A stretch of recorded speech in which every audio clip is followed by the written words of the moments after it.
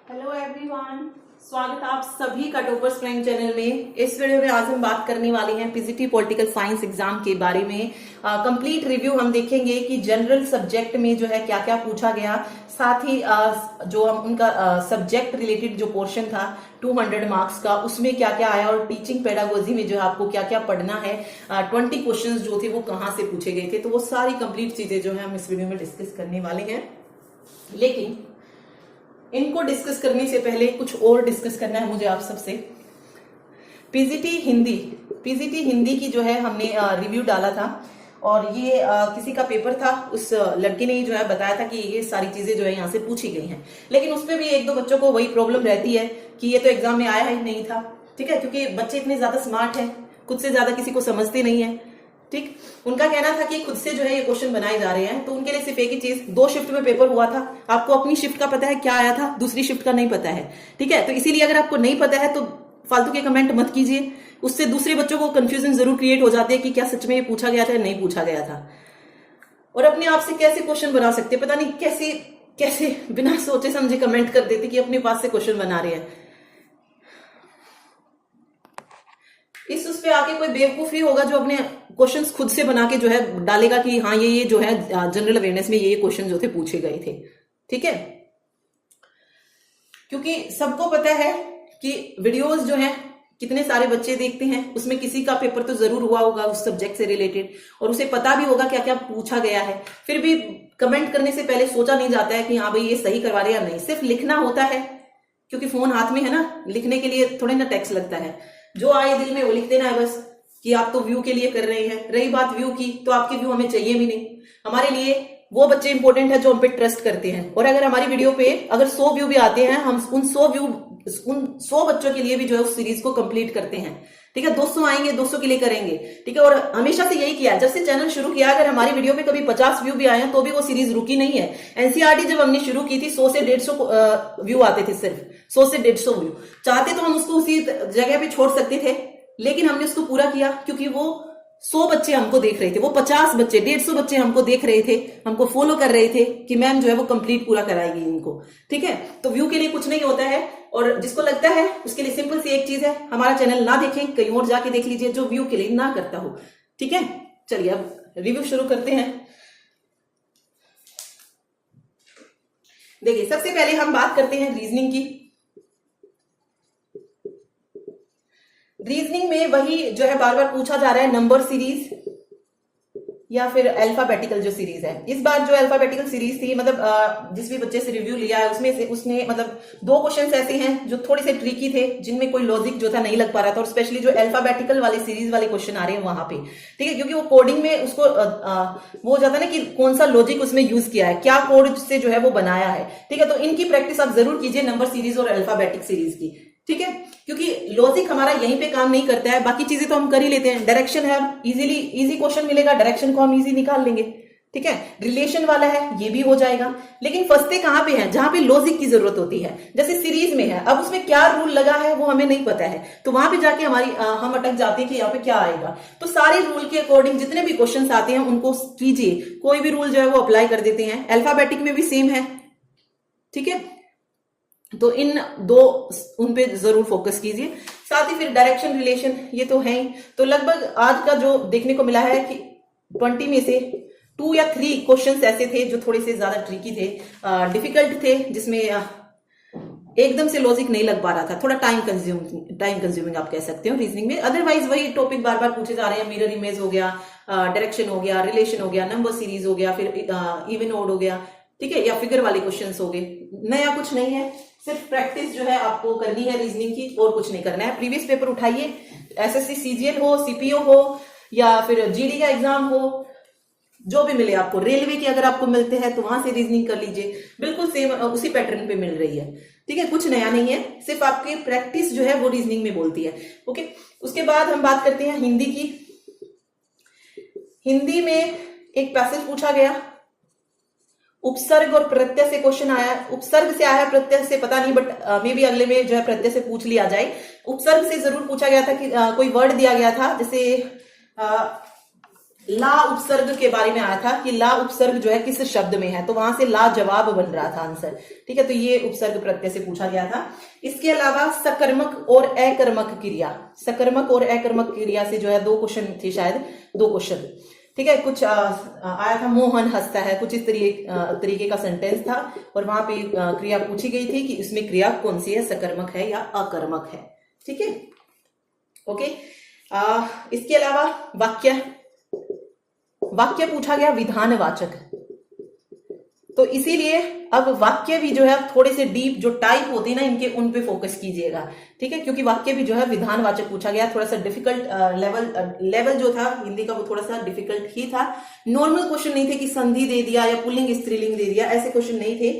और जो रिव्यू आया है उसके अकॉर्डिंग ज्यादा क्वेश्चन जो पूछे जा रहे हैं 2 से 3, कोई भी आपको वाक्य दिया होगा उसको शुद्ध करने के लिए बोला जाएगा कि उसमें क्या गलती है, क्या मिस्टेक है, तो वाक्य वाले क्वेश्चन बहुत आ रहे हैं। एक तो ये वाला वाक्य हो गया कि विधानवाचक वाक्य क्या है, एक अशुद्ध वाक्य जो दिया होता है उसमें से उसको फिर शुद्ध करना होता है। ठीक है, या फिर शुद्ध वाक्य को छांटना होता है। इस तरीके के क्वेश्चन जो है ये सिर्फ हिंदी में ही नहीं, इंग्लिश में भी जो इस तरीके के क्वेश्चन जो है आ रहे हैं। ठीक है, जहां पे 4 वाक्य आपको दे देंगे और पूछा जाएगा कि इनमें से कौन सा जो है सेंटेंस सही है, इस तरीके का कुछ पूछा जा रहा है। ओके, चलिए ये तो हो गया हिंदी का, ये चीजें जो आपको पढ़नी है।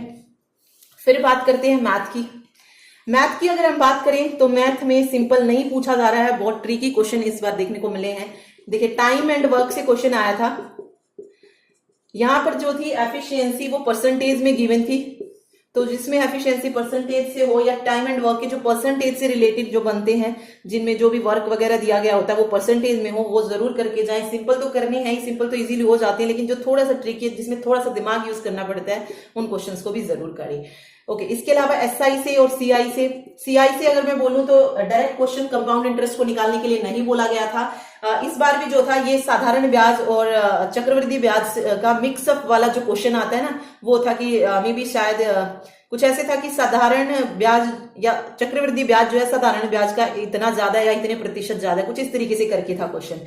ठीक है, क्योंकि जिस भी बच्चे ने दिया है रिव्यू उसे कंप्लीट नहीं आता था कि क्या जो था एक्चुअली पूछा गया था, मतलब थोड़ा लगभग इसने इस तरीके का बताया था कि टाइम एंड वर्क जो था परसेंटेज से रिलेटेड था, एसआई सीआई का ये ज्यादा से रिलेटेड था। ठीक है, मतलब डायरेक्ट क्वेश्चन कोई नहीं था यहां से। ठीक है, और अंकित मूल्य यानी कि मार्क्ड प्राइस से क्वेश्चन आया है, मार्क्ड प्राइस डिस्काउंट हो गया, इस तरीके का क्वेश्चन भी देखने को मिला है मार्क्ड प्राइस से रिलेटेड। फिर वो डीआई में अगर मैं बात करूं तो टेबल से क्वेश्चन आया है, ग्राफ से आया है। डीआई के वही 2 से 3 क्वेश्चन आपको देखने को जरूर मिलेंगे, टेबल ग्राफ। ठीक है, तो यही सब जो है मैथ में पूछा गया है। ओके, उसके बाद बात आती है जनरल अवेयरनेस की। जनरल अवेयरनेस में जो क्वेश्चन पूछा गया, सबसे पहला क्वेश्चन पूछा गया राज्यसभा में अधिकतम सीट कितनी है। तो मतलब पॉलिटी से जो है आप ये चीजें पढ़ के जाइए, लोकसभा, राज्यसभा हो गई, राष्ट्रपति हो गया, प्रधानमंत्री हो गया, इन सारी चीजों को। ठीक है, दूसरा फीफा वर्ल्ड कप से रिलेटेड था कि जो फीफा वर्ल्ड कप होगा, मतलब जिस भी ईयर में 2023 में होगा मे बी, कि वो कहाँ, मतलब कौन सी कंट्री जो है उसको होस्ट करेगी, इससे रिलेटेड था। तो सारे जो है आगे जो भी गेम होंगे उनको कौन कौन सी कंट्री होस्ट करने वाली है वो सारी चीजें भी जो है आप पढ़ के जाएं, करंट का टॉपिक है तो पूछा जाएगा। और शायद उसने बजट से रिलेटेड भी बोला था कि बजट से रिलेटेड भी जो है कोई क्वेश्चन देखने को मिला था मे बी। ठीक है, ओके, और बजट से रिलेटेड हमारी अभी रहती है वीडियो, तो जल्दी वो आपको मिल जाएगी। जो भी इंपोर्टेंट फैक्ट्स होंगे बजट से रिलेटेड वो हम उसमें कवर कर लेंगे, टेंशन नहीं कोई भी।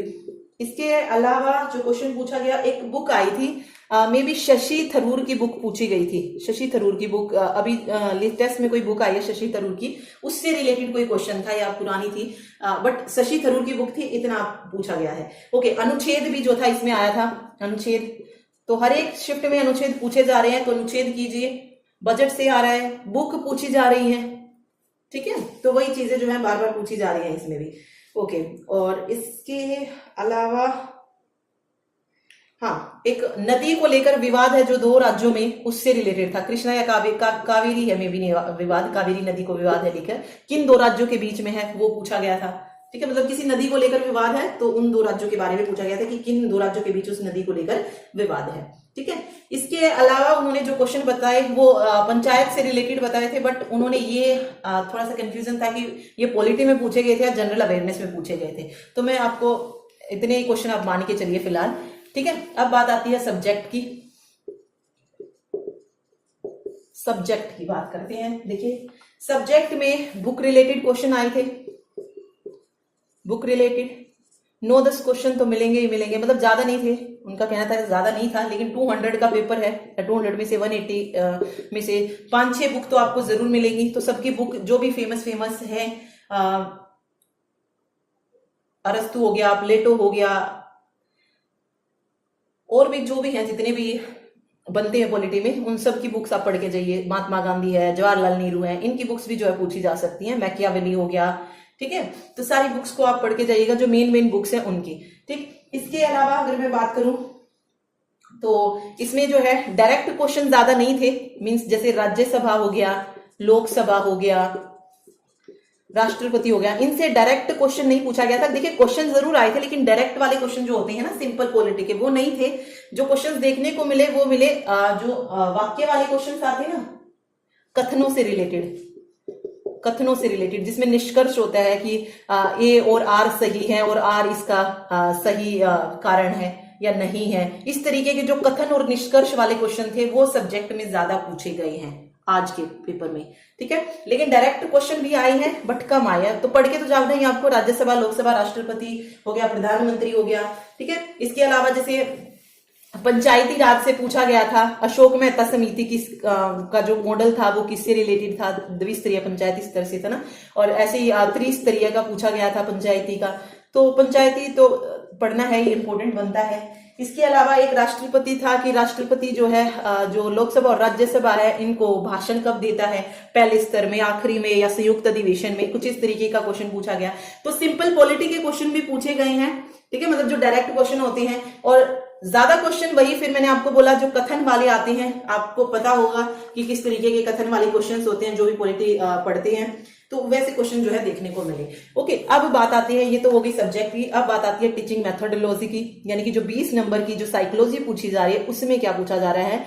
तो उसमें आपको 20 मार्क्स के लिए जो हमारी मतलब कंप्लीट जो पेडागोजी है वो आपको पढ़नी पड़ेगी, क्योंकि इस 20 क्वेश्चंस में सिद्धांत पूछे जा रहे हैं। जैसे त्रुटि और प्रयत्न से रिलेटेड, त्रुटि और प्रयत्न का जो सिद्धांत है उससे रिलेटेड कोई क्वेश्चन जो था आज देखने को मिला एग्जाम में, ठीक है। इसके अलावा मूल्यांकन हो गया, यहां से भी क्वेश्चन आया। तो ओवरऑल जो रिव्यू मिला है उसके अकॉर्डिंग उस बच्चे ने यही कहा है कि कंप्लीट जो है पेडागोजी आपको पढ़ के जानी पड़ेगी, क्योंकि कोई भी रूल मतलब कोई भी सिद्धांत पूछ सकते हैं, ठीक है। अगर आपको 20 मार्क्स चाहिए अच्छे से तो आपको कंप्लीट पेडागोजी कवर करनी पड़ेगी। सिंपल सिर्फ ऊपर से पढ़ने से काम नहीं चलेगा, ठीक है। सही मतलब अच्छे क्वेश्चंस जो है टीचिंग मेथोडोलॉजी के आ रहे हैं, सिंपल नहीं है, इसलिए आपको कंप्लीट पेडागोजी कवर करनी होगी, ठीक है। तो यही था, अगर आपको 20 मार्क्स लेने हैं इसमें अच्छे से तो उसको पूरा करना पड़ेगा, उस सब्जेक्ट को अच्छे से आपको पढ़ना पड़ेगा, ठीक है। तो ये था आज का review, thank you so much. और अगर आपको वीडियो पसंद आए तो प्लीज वीडियो को लाइक जरूर कीजिएगा, साथ ही चैनल को शेयर और सब्सक्राइब करें। और आज भी यही क्वेश्चन पूछे गए हैं, प्लीज ये कमेंट ना करें कि ये नहीं आए थे, क्योंकि ये किसी जिसका पेपर था उसी ने बताए हैं, अपनी तरफ से कोई क्वेश्चन नहीं बनाता है। Okay, thank you so much.